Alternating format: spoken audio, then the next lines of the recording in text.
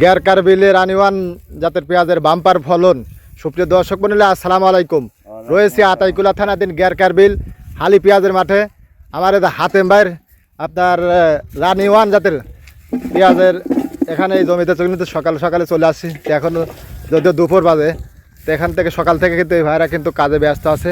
এই যে দেখুন খুব সুন্দর পেঁয়াজ হয়েছে। এই যে ভাইরে ভাই, এটি পেঁয়াজ না আগুন।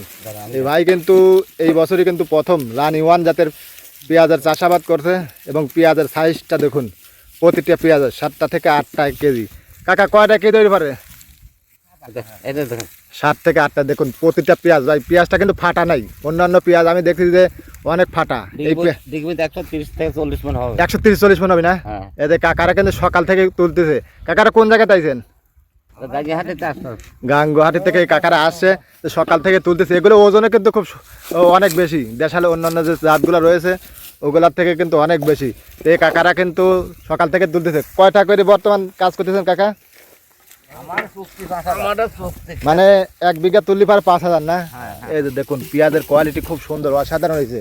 আসলে আমাদের এইদিকে ওইভাবে কিন্তু আপনার এইসব করজ জাতের পেঁয়াজের চাষাবাদ হইতো না, তো এই বছরই লাগাইছে এবং বাম্পার ফলনের ইঙ্গিত দিচ্ছে যে এই কাকারা কিন্তু।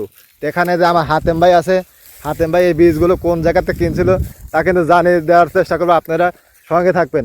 তার রানিওয়ান পেঁয়াজ যেহেতু এই বছর বাম্পার ফলনের সম্ভাবনা, তাই আপনারাও যদি ইচ্ছা করেন তো অবশ্যই চাষাবাদ করুন। হাতেম ভাই আসসালামু আলাইকুম। ওয়ালাইকুম আসসালাম। ভালো আছেন না? আচ্ছা, আলহামদুলিল্লাহ। আচ্ছা, এই যে পেঁয়াজগুলো করছেন, লাগাইছেন, এগুলো কি এই বছরই প্রথম না এর আগে লাগাইছিলেন? না না, এই বছরই প্রথম। আগে দেশি চাষ করতাম। দেশি। তো এই বছর কি বুঝতেছেন, সামনের বছর কি এগুলাকে চাষাবাদ করা যায়? অবশ্যই চাষ করতে হবে। বীজের কোয়ালিটি ভালো, ফাটা নাই। ফাটা একটা পেঁয়াজ কিন্তু ফাটা নাই। অন্যান্য জাতের যে পেঁয়াজগুলো দেখেছি ফাটা, কিন্তু খুব সুন্দর এই পেঁয়াজগুলো দেখুন খুব সুন্দর এবং গঠন ভালো। এগুলা গঠন ভালো এবং 33% কয় মণ আশা করতেছেন আপনি?